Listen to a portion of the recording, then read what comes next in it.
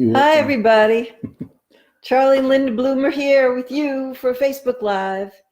And our topic today is the hidden sources of attraction. Now, when people feel attracted to somebody else, romantic partner, they sometimes have conscious awareness. She's attractive. She's good looking. He's good looking. Oh, what a hunk.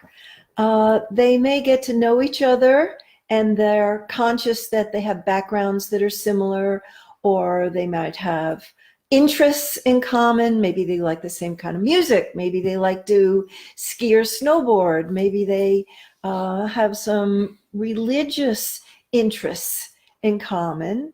And so these are the ones that are on the surface. These are the reasonable, rational stories that we tell ourselves by how we'd be good together. But the heart may have a different agenda.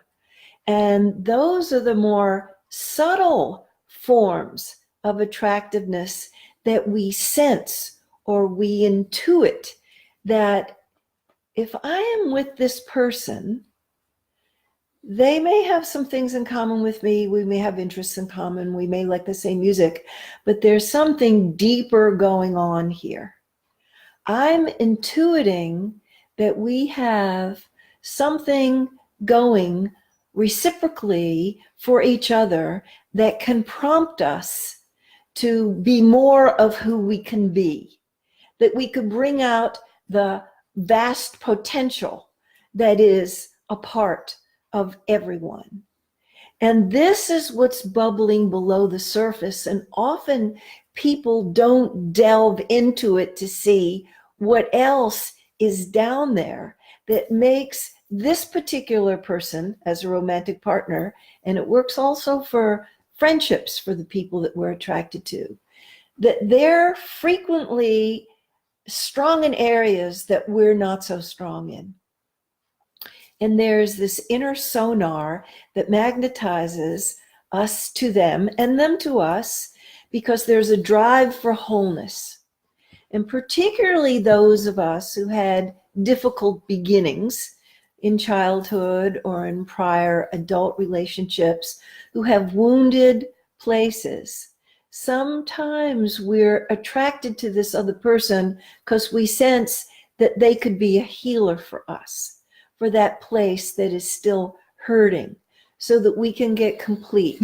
Judith Wallerstein has a term, and she refers to rescue marriage, that there are people who get into committed partnerships who have unhealed places from their past, and what they're doing together is they're rescuing each other, healing each other from some of the hardships or deficiencies from their past.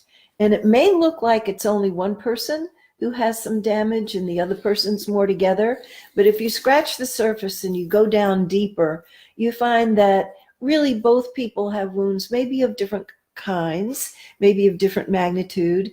And one of the reasons that we're so attracted to each other is because we intuit that we're going to finally heal those places at long last and be free of them, so we can go on to live a fuller and a more enjoyable life. So we're talking here more about qualities and aspects of our personalities, and as opposed to skills that we have, or physical aspects of ourselves. But that we've used the word shadow in these talks quite a bit. And the shadow refers to aspects of our personality that we have, for various reasons, denied or withheld from our awareness. And often the very thing that attracts us to somebody else is that they are embodying or experiencing aspects of themselves that we have denied in ourselves, which is what contributes to the term that we call commonly known as chemistry. That when there's somebody with whom we feel like there's a real strong chemistry there, it's generally because we're a good fit. So that each one of us is offering the other person the experience of connecting to and even beginning to develop or embody qualities that they have disowned, which is a good theory because when we do that, we experience ourselves more whole. Mm-hmm. However, the actual practice of dealing with somebody who's bringing in something that you consider shadowy or not attractive that has caused you to deny or disown that in yourself isn't necessarily going to be welcomed on a conscious level. So it's interesting because the very thing that we often have chosen not to really accept within ourselves, usually because that has gotten us in trouble in earlier times in our life.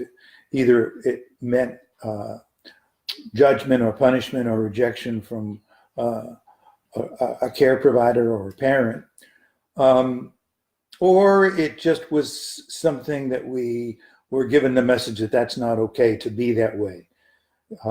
You're too loud, you're too needy, you're too selfish, you're too fearful, whatever message we got. So we will try to, in some ways, invalidate that in ourselves. But while we're doing that on a conscious level and an unconscious level, we're secretly longing for reunion with those parts of us that we have exiled out of our experience. So I love examples. I'm a concrete thinker, and so examples really bring teaching alive for me. So I'm offering you, there usually is one in the pair who's a little bit more interested in comfort and security and predictability, and the other person is more of the adventuresome spirit who's stronger in risk. The comfort and security person would be me in this outfit. And unbeknownst to me, below the surface, I was keenly attracted to Charlie because some part of me intuited that he was a risker, and that left to my own devices, I would put comfort and security so high on my priority list that I would have a boring, narrow life. Well, be honest though, full disclosure here. You knew when we met that was my motorcycle that was parked outside yes, the house. I knew it the first day I met him. And there was something very attractive to me about that, because he was a bit of a bad boy in my book, and I was too goody two-shoes. And the part of me that knew that I needed to own the part that was a little bit more risky and would color outside the lines and, take some chances in this life was very attracted to Charlie for that. That was only one. I want to also give you an example of the spender and the saver. One person in the pair is generally more careful with money. That wouldn't be me. That would be me. And Charlie is much more about live in the moment, spend today, don't save for later. We don't even know if we're going to have a later. No, let's I'm not enjoy that life. Bad. That would be at the extreme. Much better. You've taken some influence from me. That's right. There's also the one who is organized. That would be me. The structure and form. And I was very attracted to Mr. Spontaneity. When we first started to teach together, I would have pages of outline of the course. And at 10 o'clock, we do this, and at 10:10, we do that, and at 10:20, and at 11 o'clock, we have this exercise. And Charlie has been known to go into many courses without a note and without even a theme or an exercise, and just takes what come up in the class. That would drive my anxiety through the roof. I like to plan. I don't have pages of outline anymore, but generally speaking, I have themes for the morning and the afternoon of each day of a course we teach. And I'm grateful to you for helping me to stretch and release from the part of me that was kind of compulsive, to manage my anxiety. And I'm much more confident now. And I'm grateful for the spontaneous approach. Well, just to balance things out, my anxiety would go through the roof when I would see you come in with reams of notes.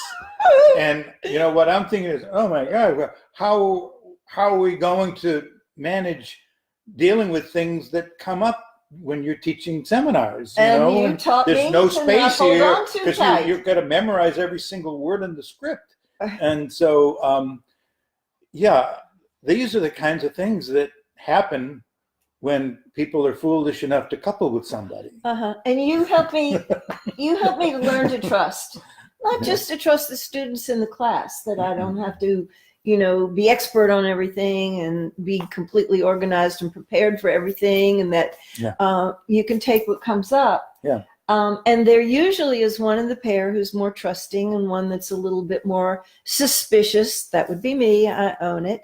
But I didn't know these things about myself. I didn't know myself well enough to know that there was even growth waiting to happen and growth desiring to happen in these areas. It wasn't until we were struggling with the differences that I realized that you embodied qualities that I really needed to own in myself to feel more whole.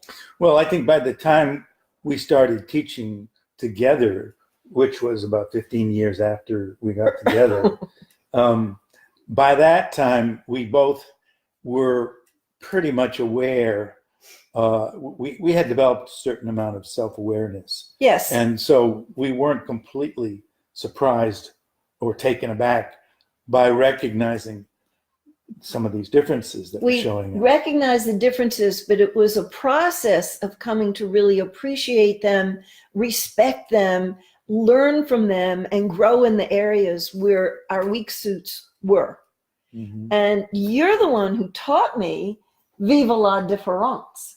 Charlie took French in high school. Well, I didn't study French. Vive. Vive. There's no A. Vive la différence. And I respect the differences, that it's vitality. The differences are the spice of life, that your life is going to be boring if you don't grow into the areas that you're weak. But if you don't learn from the person that's in your life to be your teacher. And if you're more like me, your life won't be boring, but it could become somewhat chaotic if you don't have somebody to offer you some structure that actually isn't a terrible thing. I'm finding out after a few decades that structure, a certain amount of it is really good. And I've come to appreciate chaos can be a really creative experience. Give chaos a chance. And for a while, that was my mantra, give chaos a chance. So I really liked having things talked down because I've had anxiety to have to deal with. And that was one of my coping mechanisms. But as I've learned to be in the unknown, to be in the void, to be in the chaos, to trust that you'll handle things in the moment, you don't have to prepare for everything, that's given me a lot of confidence. And I'm grateful to you that you've taught me so much about taking what comes up and living in the moment and not planning for the future quite as much. And I'm grateful that you've taken some influence from me and learned from my strengths. It's been a really equitable deal for both of us. But we do have to admit that in the early stages of reconciling these irreconcilable differences, trying to reconcile them, it got pretty nasty at times. Yeah, because I thought we'd be so great if you were just more like me. Yeah. You thought the same thing. Yeah. No, well, I didn't think we'd be so great if we were both like you. I thought we would be really great if I was more like you. But even then I knew, no, that probably wouldn't be a good idea. Yeah. Well, if we were both like me, with me keeping everything so tacked down and controlled, it would have been a really boring life. And it hasn't been boring. No, it hasn't been boring. It's been wild and chaotic sometimes, but it hasn't been boring. Mm-hmm. So I invite the listening audience to go delving down below the surface and see If you feel attraction for the other person, what is really going on there? And if you feel some repulsion and resistance to the other person, delve into that too, because there's a part of ourselves that we reject, and then mirror, mirror on the wall. We see it in the other person, and we can make it really bad and wrong. And we can go on a home improvement plan where we try to eradicate it or deny it or make them into who we think they ought to be, rather than see that they may be coming with gifts in their hands, with an incredible teaching that can really enhance our life, if we can identify what that hidden chemistry is underneath. I don't want to minimize or in any way make it inferior that chemistry has a physical aspect to it. How they smell, how they look, those tangible things are very important, but they're the obvious surface ones. The intangibles, the more difficult to decipher, are the ones percolating below the surface of what it is that we're really doing together, the deep inner work that we have to do together, the old wounds from the past that we sense this person is going to activate those, where I have a chance with my life experience, with my maturity, with my more sophisticated understanding about how to negotiate for my needs, that in that rewounding, I have a chance to do a do-over, to do it better this time, to do it a way that I increase my self-confidence, my self-trust, my self-esteem. Yeah, you've done a good job doing that too. I've worked hard, and you've helped me, and thank you. Yeah. You've You're helped welcome. me by activating my stuff so I can see it clearly. Yeah, well, it was a tough job, but somebody had to do it, Okay. so it might as well be me. I want to say something about this whole notion that a lot of people over the years have told us that they've had, which is to, at times, really believe that they made a mistake in choosing the person that they chose, because often because the differences are so extreme. Mm-hmm. And we're by no means saying that every match is made in heaven, and that all relationships can and should be worked out no matter what.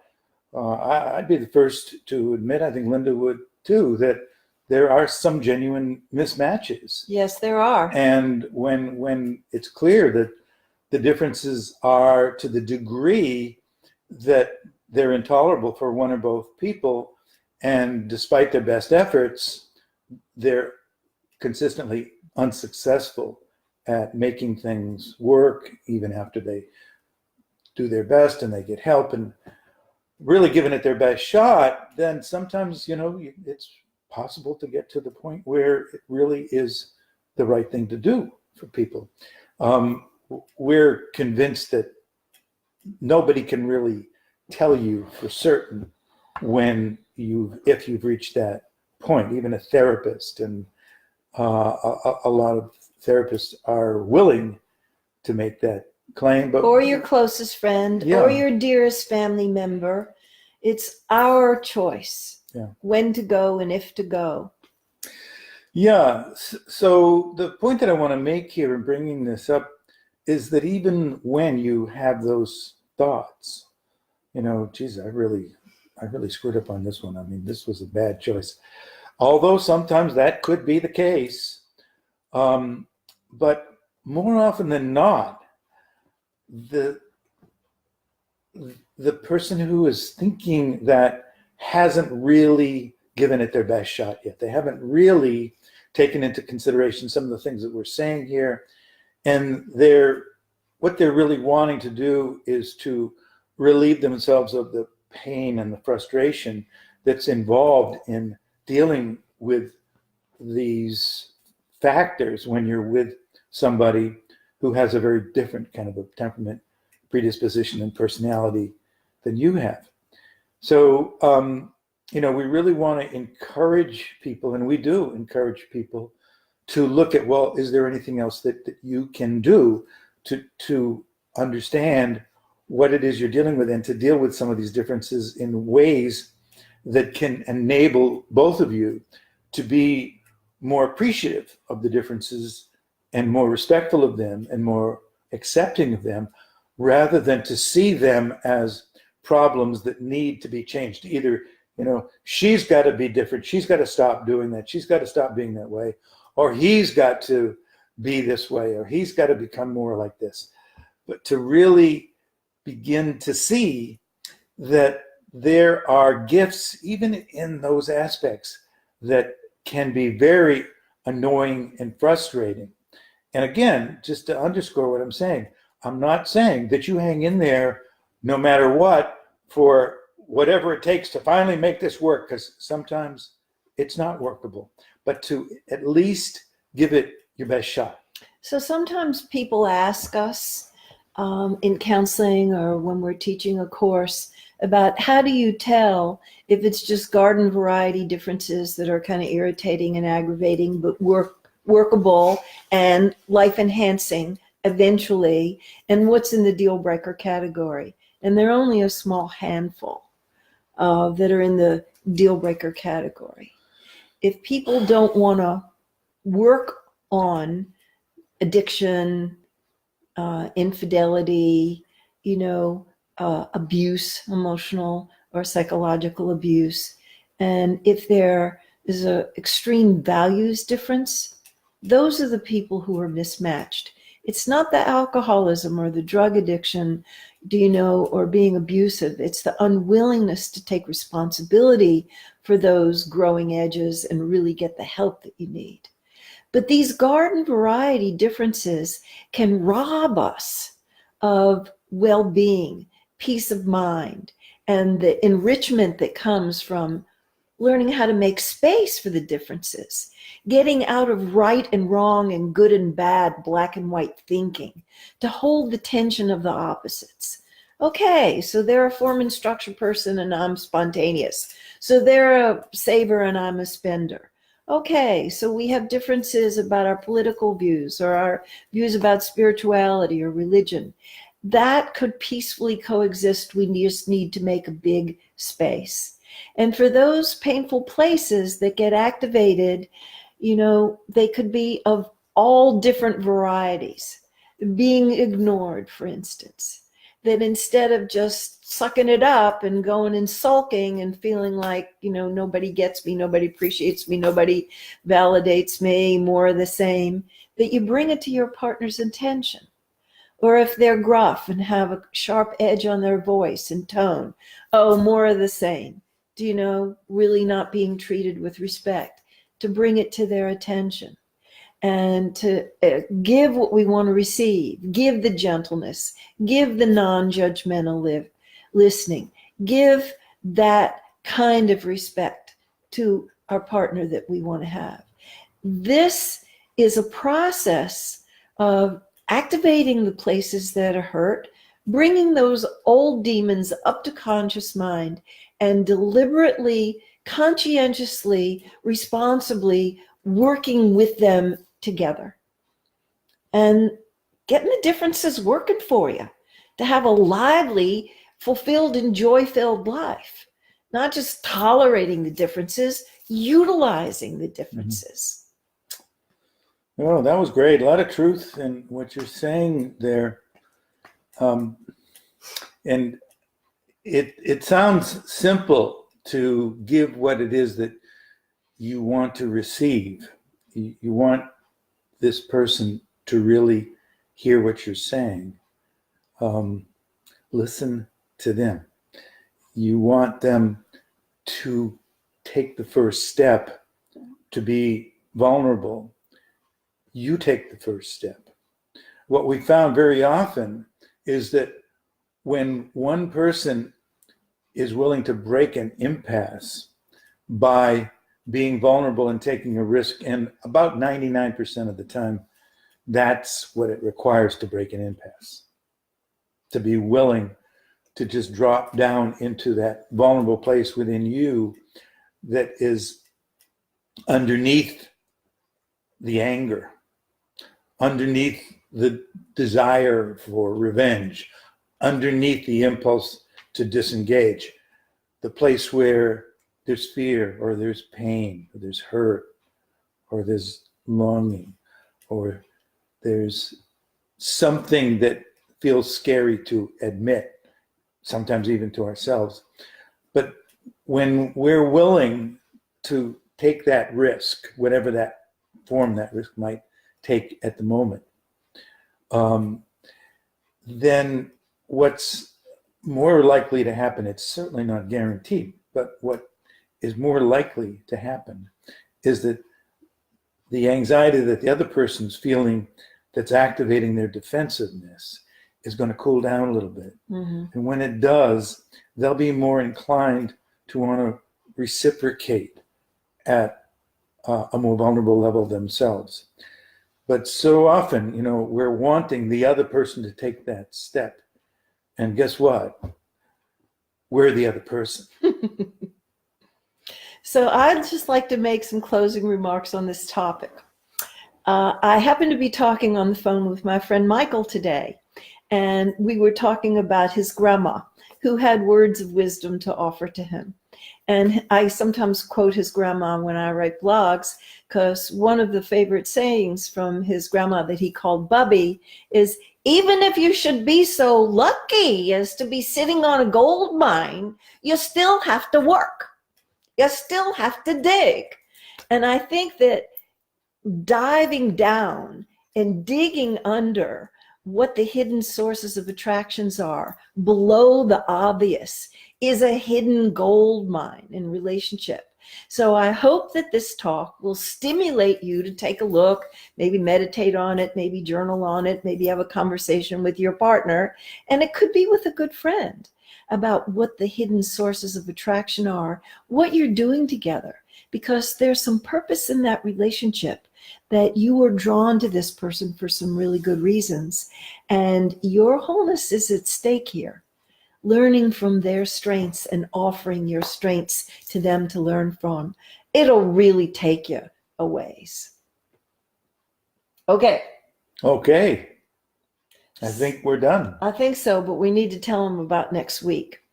We're going to be doing the presentation that we tried to do for you last week, but at Facebook they were having technical difficulties, so hardly any of it got recorded. So we took it down, and we will be talking about having very difficult conversations and how to do that with more grace. So tune in. We are going to have one more before Christmas, and that will be about the difficulties in conversations and how to handle them. I also want to remind you to tell your Facebook friends to join us. These are all archived if they can't hear us at 12:30 on Thursday Pacific time.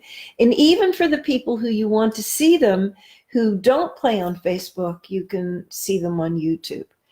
Last but not least, if you haven't signed up for our email list, sign up for it, because you get 3 very valuable ebooks for free. And there's one on sex, there's one on end to arguing, and the other one is the top 10 from our 101 Things I Wish I Knew When I Got Married. So enjoy your holiday season and mine the gold for the differences. Bye.